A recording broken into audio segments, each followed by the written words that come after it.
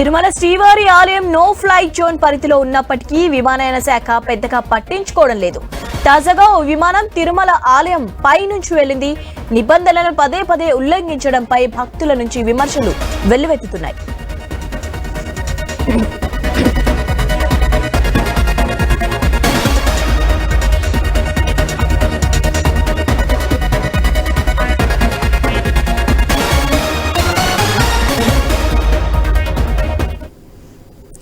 తిరుమల శ్రీవారి ఆలయం no fly zone పరిధిలో ఉన్నప్పటికీ విమానయాన శాఖ పెద్దగా పట్టించుకోవడం లేదు. తాజాగా ఓ విమానం తిరుమల ఆలయం పై నుంచి వెళ్లింది. నిబంధనలను పదే పదే ఉల్లంఘించడంపై భక్తుల నుంచి విమర్శలు వెల్లువెత్తుతున్నాయి. రైట్, దీనిపై అప్డేట్స్ తెలుసుకుందాం. మా ప్రతినిధి వర్మ ఫోన్ లైన్ లో ఉన్నారు. వర్మ, అప్డేట్స్ ఏంటి? శివాని, ఈ రోజు తిరుమల శ్రీవారి ఆలయ పై భాగంలో మరో విమానం తక్కువ ఎత్తులోనే ప్రయాణించడం అక్కడే ఉన్న భక్తుల మనోభావాలకు ఇబ్బందికరంగా మారిందని చెప్పొచ్చు. తిరుమలకు సంబంధించి కూడా టీటీడీ వైఖానస ఆగమ నియమాల ప్రకారం అన్ని పూజా కార్యక్రమాలు కూడా నిర్వహిస్తుంటుంది.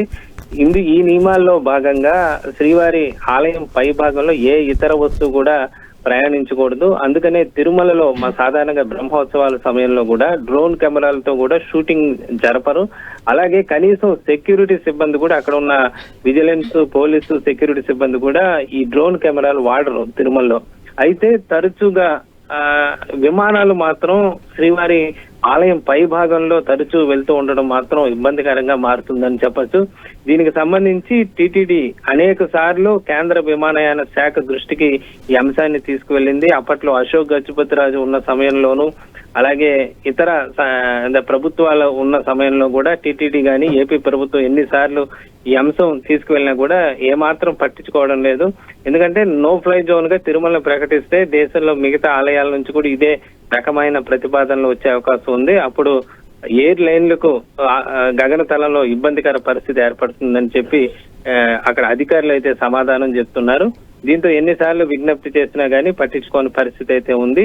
అలాగే ఈ రోజు కూడా తాజాగా మరో విమానం కూడా శ్రీవారి ఆలయం పై నుంచి వెళ్లడంతో మాత్రం అక్కడ మనోభావాలకి ఇబ్బందికరంగా మారిన పరిస్థితి అయితే ఉందని చెప్పొచ్చు. Shivani. Right, thank you Varma.